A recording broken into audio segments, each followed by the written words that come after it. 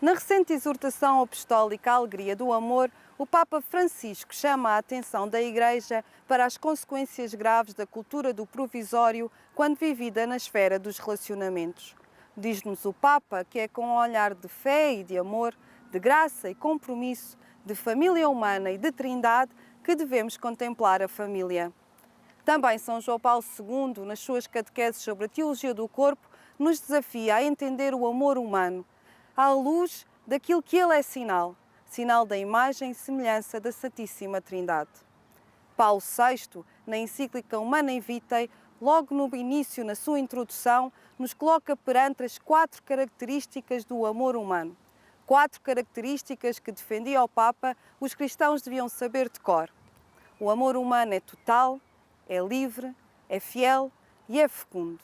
Estas 4 características que nos permitem viver o amor humano entre o homem e a mulher, mas também o amor humano na família, nas várias dimensões, entre pais e filhos, entre irmãos, entre avós e netos. Viver o amor humano de forma total, livre, fiel e fecunda. É sobre isso que queremos falar neste programa. O matrimónio não é, portanto, fruto do acaso ou produto de forças naturais inconscientes. É uma instituição sapiente do Criador para realizar na humanidade o seu desígnio de amor. Mediante a doação pessoal recíproca, que lhes é própria e exclusiva, os esposos tendem para a comunhão dos seus seres, com vista a um aperfeiçoamento mútuo pessoal, para colaborarem com Deus na geração e educação de novas vidas. Depois, para os batizados, o matrimónio reveste a dignidade de sinal sacramental da graça, enquanto representa a união de Cristo com a Igreja. Nesta luz aparecem-nos claramente as notas características do amor conjugal, acerca das quais é da máxima importância ter uma ideia exata. É, antes de mais, um amor plenamente humano, quer dizer, ao mesmo tempo espiritual e sensível. Não é, portanto, um simples ímpeto do instinto ou do sentimento, mas é também e principalmente ato da vontade livre, destinado a manter-se e a crescer mediante as alegrias e as dores da vida cotidiana, de tal modo que os esposos se tornem um só coração e uma só alma e alcancem juntos a perfeição humana. É depois um amor total, quer dizer, uma forma muito especial de amizade pessoal em que os esposos generosamente compartilham todas as coisas, sem reservas indevidas e sem cálculos egoístas. É ainda amor fiel e exclusivo até à morte. E, finalmente, amor fecundo, que não se esgota na comunhão entre os cônjuges, mas que está destinado a continuar-se, suscitando novas vidas. O matrimónio e o amor conjugal estão por si mesmos ordenados para a procriação e educação dos filhos. Sem dúvida, os filhos são o dom mais excelente do matrimónio e contribuem grandemente para o bem dos pais.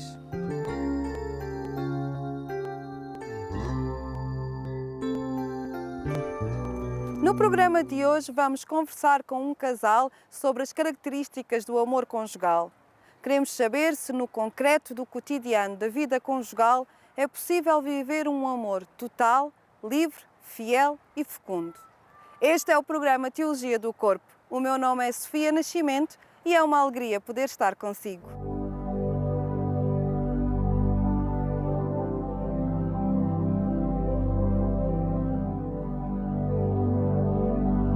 Hoje vamos estar à conversa com um casal, Margarida Castelo Branco e João Carlos Caetano. São casados há 15 anos, têm 3 filhos e vivem aqui em Coimbra. Margarida Castelo Branco trabalha como professora auxiliar na Faculdade de Farmácia em Coimbra e João Carlos é professor auxiliar na Universidade Aberta. Também eles conheceram a Teologia do Corpo e também para eles a Teologia do Corpo foi um ponto de conversão na sua vida. Vamos conversar com este casal e ficar a conhecer como esta Teologia do Corpo de São João Paulo II transformou o seu matrimónio. Olá Margarida, olá João, bem-vindos à Canção Nova. É uma imensa alegria ter um casal no nosso programa, confesso-vos, e por isso já estou bem curiosa para saber como é que foi a vossa história com a Teologia do Corpo. Quando é que isto apareceu na vossa vida, esta Teologia de São João Paulo II? Foi assim um pouquinho inesperado. Eu já fazia desde 2009 cursos de métodos naturais de planeamento familiar como formadora, e um amigo que fazia parte da equipa de formação um dia sugeriu-me um livro que se intitulava A Sexualidade segundo João Paulo II, de Yves Schemann. E disse: has de ler isto porque fundamenta um pouco o que estamos aqui a dar nestes cursos de métodos naturais. E eu li o livro. E li-o de uma ponta à outra. Está todo sublinhado de uma ponta à outra. E foi assim o meu primeiro contacto. No fundo, é um livro que é um resumo das catequeses do Papa João Paulo II, e foi algo de inesperado que apareceu com aquele livro. Depois, passado uns anos, 3 anos, ele sugeriu-me para ir falar a noivos a um curso de CPM aqui em Coimbra sobre a teologia do corpo de João Paulo II. Eu não sabia mais nada. E o que é que eu fiz? Um resumo do livro. E apresentei o resumo do livro. E fui ficando cada vez mais curiosa de aprofundar. Até que em 2013 esse mesmo amigo me disse: agora é a altura de irmos ao Simpósio Internacional da Teologia. Foram participar em Fátima? Eu fui, estive a tempo inteiro, e a certa altura, aquilo foi 4 dias, e no sábado telefonei ao João e disse: tu tens que vir ter comigo o resto do tempo, porque isto não é para eu estar sozinha. Porque foi uma experiência única. Foi uma experiência de encontro com Deus, de encontro comigo própria, de encontro com o João, e foi uma experiência de integração talvez das mais profundas da minha vida, num simpósio internacional em que ouvíamos falar do corpo, de sermos pessoas, de sermos casais, e de facto a partir daí foi o grande encontro com a teologia do corpo, e uma curiosidade enorme de saber cada vez mais. E recordam-se o que é que mais vos tocou nessa altura? Também participou, acabou por ir, ter com a Margarida ao simpósio? Sim, eu fui ter com a Margarida no sábado, estive lá parte do tempo e recordo-me de várias coisas que me impressionaram, nomeadamente esta, que é muito contemporânea, da valorização do corpo. Nós somos o nosso corpo. Esta ideia de que há um corpo e uma alma como realidades distintas, e a certa altura a alma como que se separa do corpo, enfim, quando a pessoa morre. Não. Realmente a felicidade que se traduz no relacionamento entre pessoas, entre as pessoas com Deus, mas das pessoas com o seu próprio corpo, começa aqui. E isso valorizou muito, para mim, a importância da própria relação e do próprio amor humano. Esta relação com o corpo, da alma e o corpo serem um só. Isto, no fundo, transformou também o vosso entendimento sobre o matrimónio, sobre o serem uma só carne?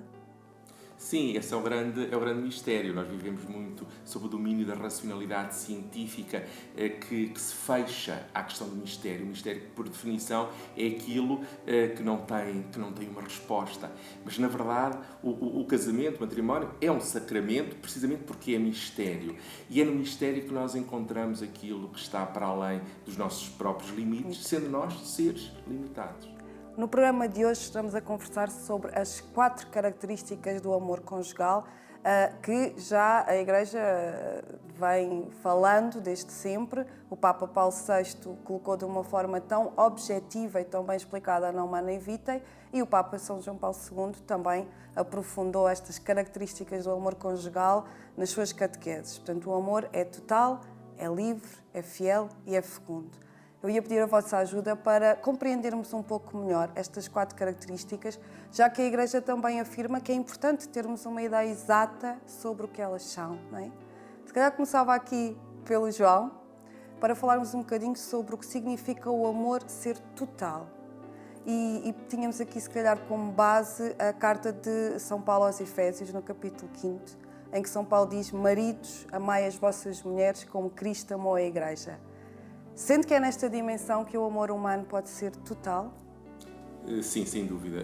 Eu aqui há muitos anos li um livrinho que me impressionou muito, que me marcou muito, chama-se Miserere, o autor é João Moraes Barbosa, que já falecido, mas o livro é uma história de amor feita de várias histórias de amor.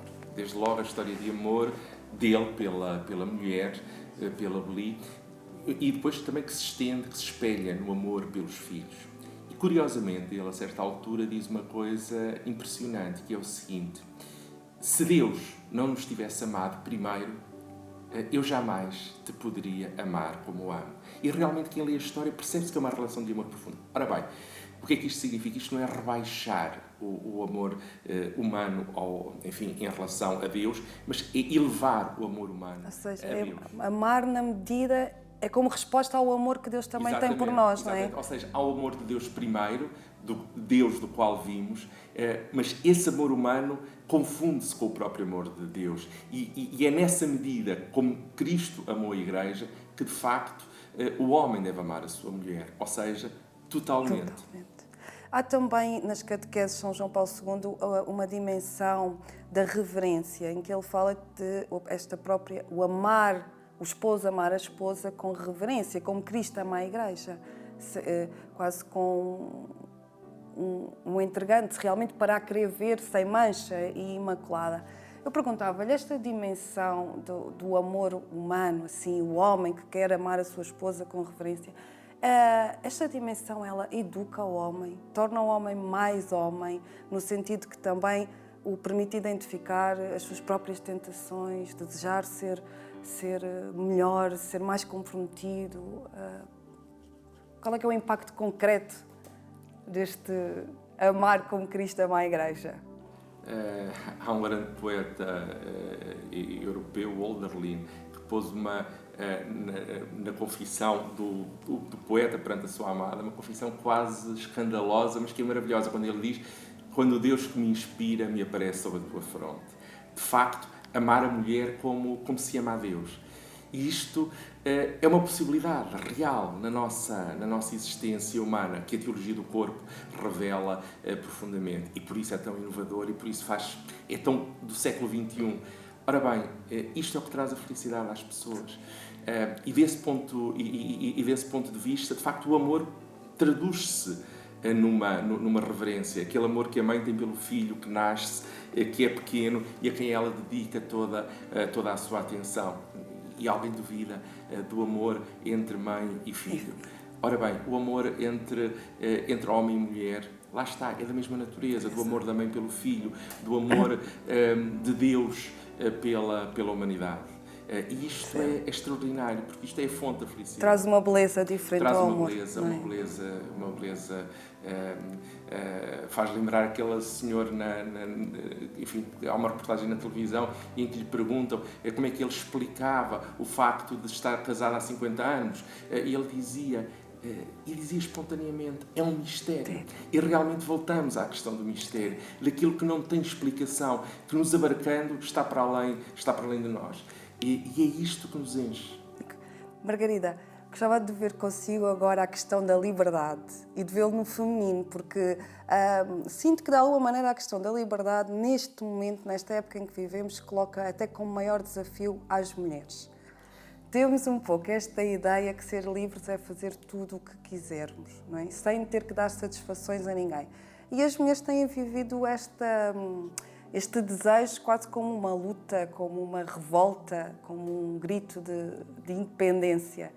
Concorda que os casais hoje se casam com uma personalidade demasiado adolescente e pouco comprometida, neste desejo de querer ser livres?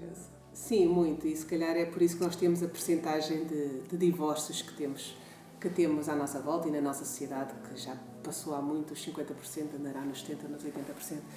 E faz-nos pensar. Para responder um bocadinho a essa ideia da liberdade, talvez pudéssemos refletir um bocadinho o que é o amor, não é? Irmos à essência do amor. E de facto o amor tem também vários níveis, como se estivéssemos a subir um degrau das escadas. E claro que, em primeiro lugar, nós amamos com o corpo. E essa é uma realidade, e ainda bem, e por isso logo à partida temos os sentidos. E temos toda a etapa da sensualidade, da atração, ainda bem. Da paixão, e é o início de tudo. E nós passamos por lá como todos os casais passam. E depois há logo a seguir uma etapa dos sentimentos, da afetividade. E as emoções, os sentimentos, e quando começamos a partilhar isso e a gostar de estar um com o outro, e nessa altura que as pessoas se casam. Portanto, estamos no cume do sentir, do experimentar o amor. E é bom. E é bom que existe esta fase, e é bom que o casamento não se prolongue, não se adie, melhor dizendo, muito estando exatamente nessa fase dos sentimentos, mas ainda não é o verdadeiro amor. O verdadeiro amor. O verdadeiro amor é quando se dá o passo seguinte, de afirmar o outro por aquilo que ele é. E eu lembro-me, quando começámos a namorar, sem ainda saber nada da teologia do corpo, lembro-me de falar com o João e eu ter uma expressão muito bonita que era: eu gosto de navegar nas minhas águas profundas. E eu, quando tínhamos assim conversas mais profundas e ele começava a falar e começávamos a conversar destes assuntos, eu depois dizia-lhe assim: quando estás nessas águas profundas é quando eu me encontro a mim próprio. Lembro-me de falarmos isto, é quando eu sou mais eu, é quando consigo entrar nessas águas profundas. Isto é muito bonito. E no fundo agora começo a ver por escrito exatamente nas catequeses de São João Paulo II exatamente isso. Nós encontramos-nos na medida em que saímos nós para irmos ao encontro do outro e o afirmamos como pessoa.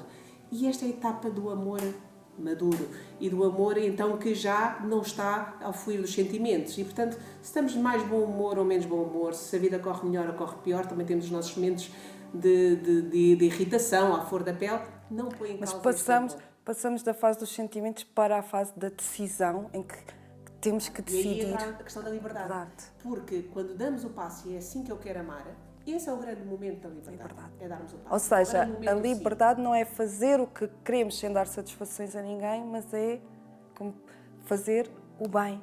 Escolher dentre tudo o que podemos fazer aquilo que nos faz bem. É de facto a decisão: eu vou seguir este caminho que eu quero amar. E quero amar afirmando o outro pelo que ele é. E depois, a partir daqui, tudo o resto é consequência. Claro que eu, ao pôr o outro em primeiro lugar, vou ter que me submeter a ele. Eu, ao colocar o meu marido em primeiro lugar e ao fazermos escolhas, se eu estou a amar, não vou fazer se calhar o que me apetece a mim. Vou fazer o que é melhor em conjunto e em família. E isso, então, a submissão vem a seguir como sinal dessa mesma liberdade. Essa é uma palavra que causa muita urticária a muitas mulheres, não é? A submissão. Não é? A seguir dizer, mas há aqui um pormenor ou um truque que de facto diz: mulheres, sede submissas aos vossos maridos, e depois diz: maridos, amai as vossas esposas como Cristo amou a Igreja. Isto dá-nos uma confiança muito grande, porque nós somos submissas, mas eles amarem-nos ao ponto de dar a vida por nós, já nos deixa perceber que o amor de um lado e do outro é da mesma dimensão. E só se me permite, só mais um aspecto. E este amor que afirma o outro pelo que ele é, tem ainda uma quarta etapa. É os dois caminharem em direção à fonte inesgotável do amor, que é o próprio Deus.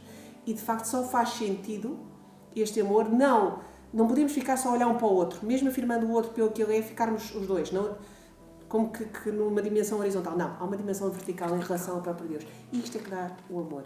E retomando aquela questão de que há muitos casamentos adolescentes que ficam só na segunda etapa. Do sentimento, das emoções, da sensualidade. Os homens, se calhar, mais na parte da sensualidade. As mulheres, se calhar, mais prisioneiras das suas emoções. E fica-se por aí. E depois há a primeira dificuldade. E nenhum cresce, não é? Nenhum cresce, o casal não cresce. E depois, claro, que tudo que seja complicação, tudo que seja problema, tudo que seja dificuldade, vai a fazer abanar. É uma casa construída sobre a areia. O outro amor não. É uma casa construída sobre a rocha. Está mau tempo? Está. Hoje está um dia bonito. Mas quando está mau tempo, está. Mas o amor permanece. É curioso que o nosso mundo, o que passa é uma mensagem de total facilitismo sobre o matrimónio. Vamos ver se dá, se resulta, estamos juntos até onde não me chateias. E quando realmente chegam as dificuldades, as pessoas separam-se e vivem-se então estes dramas.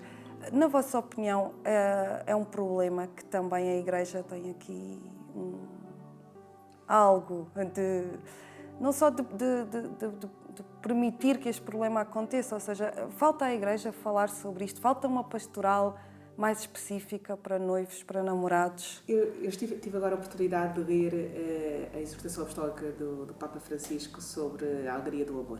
E lê-la de uma ponta à outra, assim de seguida. E é muito bonito. E é muito bonito ver como o Papa Francisco ouviu a realidade e de facto recolheu muita informação à volta e explica, ou põe por escrito muito dessa realidade que se vive. E de facto ele aponta para aí: é preciso atuar preventivamente. É preciso estar antes de se chegar a uma fase em que já não se consegue, a casa já se desmoronou. É preciso atuar antes. E aí a pastoral, eu nem diria de noivos, eu diria de jovens, eu até diria de crianças, de começar a falar do amor desde sempre, mas apresentar um amor diferente do que o mundo apresenta. Não é? Nós falávamos sobre isso outro dia, olhamos para a publicidade à nossa volta, olhamos para os filmes, olhamos para os livros que se vendem e é tudo a tirar numa dada direção e é preciso encontrar corrente. Sim, nós temos de ter consciência que nascemos num mundo que já acabou. Isto é, todos nós nascemos num tempo em que a convicção da maior parte das pessoas era que o casamento era para toda a vida. E hoje essa não é a convicção das pessoas. Há aqui uma mudança de natureza cultural muito profunda à qual a Igreja tem de ser capaz de dar a resposta. Enfim, infelizmente, isso está muitas vezes longe de acontecer e, nesse ponto, a teologia do corpo, sendo tão inovadora, enfim, pode ser um instrumento muito útil aos nossos bispos e aos nossos padres. E porquê? Porque, lá está, muitas vezes perdeu-se a noção do compromisso. Ora bem, a importância dada ao amor na relação não significa necessariamente, pelo contrário, fortalece o compromisso, porque o casamento é um compromisso e por isso mesmo, digamos, é uma promessa que tem consequências, que deve ter consequências a vários níveis. Aí vamos pegar nesta outra dimensão do amor, a questão da fidelidade. O amor é fiel. O amor é fiel aos seus compromissos também. E no caso do matrimónio, é realmente uma promessa de fidelidade que os esposos partilham entre si no dia do matrimónio, não é? Para as horas boas e para as horas más do casamento. É muito curioso porque, sendo o amor tão importante, e este é um ponto em que a Igreja deve reconhecer isso mesmo, precisamente por ser importante e por ser mais importante do que as outras coisas, tem de ser posto no seu devido lugar. É muito curioso que hoje em dia se ponha as pessoas, rapaz, homem, mulher, ponham a questão do relacionamento sexual à frente de outras dimensões, como por exemplo a questão dos bens. Realmente ser fiel à mulher, falando agora do meu caso, e até partindo também dos ensinamentos do Papa Francisco, não é apenas, enfim, não a trocar por outra mulher, é dar-lhe o tempo de que ela precisa, e quem diz a mulher, também os filhos, não trocando por outras coisas que efetivamente são menores, como o Papa até falava do marido que fica na internet, enfim, nas redes sociais, enquanto a mulher se vai deitar, mas também a atenção a outras coisas. Por exemplo, a forma como se tem a noção do dinheiro, do que é de um ou do que é dos dois. Naturalmente que as questões, o dinheiro, as coisas, são inferiores ao amor. Por isso, eu vejo, nós tomamos uma opção, não queremos com isto ser ensinamento para ninguém, porque foi uma opção consciente, enfim, precisamente baseada em princípios de casarmos no regime de comunhão geral. Isto não muda nada em relação, enfim, à forma como gerimos os nossos bens, mas quisemos dizer, o nosso amor está acima daquilo que nós temos. E isto é... E tudo o que têm é também sinal desse que pediram também a Deus que vos abençoasse e vos tornasse uma só carne, não é? Exatamente. É o viver essa união, esta concretização. E isto realmente é outro dos grandes dramas que afetam os casamentos, os relacionamentos entre homem e mulher, é esta dimensão de eu e tu. E perdemos o nós, não é? Perdemos esta dimensão do nós. Se me permite, há uma nossa amiga que já partiu, o Dr. Jorge Biscaia, que conhecido na área da bioética, que usava uma expressão que era difícil nós entendermos o que é que eu queria dizer, mas ele dizia que estava muito convencido que há uma pessoa conjugal. E ele defendia a ideia de pessoa conjugal, e nós em pequenos grupos de bioética discutíamos e punhamos-lhe questões, como é que é possível? Não, ele viveu casado mais de 50 anos e dizia, ao fim de tantos anos, já não é eu e tu, este nós é um único. Então ele falava na pessoa conjugal. E parecia-nos, de facto, que apontava o caminho é para aí. É difícil lá chegar, se calhar precisamos de 50 anos para lá chegar ou mais. Mas via-se, e é daquelas pessoas que depois acabou por morrer de amor. Como se dizia, morrer de amor, a mulher morreu primeiro e passado 3 anos eu estava tão sozinho, que morreu de amor. Esta teologia do corpo de São João Paulo II e também todo o vosso percurso na Igreja, é claro, faz-vos desejar ser um casal que é luz para o mundo, que pode ser também mensageiro do Senhor para trazer uma palavra de esperança a tantos outros casais cristãos. Sem dúvida, sem dúvida. Isso, aliás, faz parte da particularidade do nosso casal e da nossa vida. Há pouco a Margarida falava da pessoa conjugal, tal como dela falava o Dr. Jorge Biscaia, que note-se que sendo, enfim, homem e mulher, também se prolongava nos filhos, mantendo cada um a sua individualidade. Um bocadinho, enfim, à semelhança da Santíssima Trindade. Mas essa questão de sermos luz para o mundo, para nós é muito importante, porque nós somos mulher e homem no mundo, claramente empenhados no mundo, nas discussões da sociedade, com um empenhamento cívico, porque a Igreja está aberta e nós, como cristãos, não nos podemos fechar na nossa casa, mas sim ser essa luz para os outros. Nós relacionamos-nos, felizmente, com pessoas, enfim, com todo tipo de convicções e o facto de terem ou não terem, enfim, partilharem connosco a fé cristã, não significa que nos separemos, pelo contrário, mas devemos. Essa é uma obrigação grave e é um compromisso que assumimos muito em família. Esta conversa convosco foi maravilhosa. Agradeço-vos imenso o vosso testemunho, acho que tocou muitos corações. Espero que esteja a acompanhar os nossos programas e que esteja a gostar. Se tem dúvidas, entre em contacto connosco através do nosso e-mail ou das redes sociais. Desejo também que se possa tornar um benfeitor desta obra que é a Canção Nova, pois precisamos da sua ajuda para continuar a evangelizar. E espero por si na próxima semana. Até lá, fique com Deus. Deus é o ponto de partida e onde vamos ficar. Pobreza ou fartura, dele tudo virá. Princípio e fim da vida.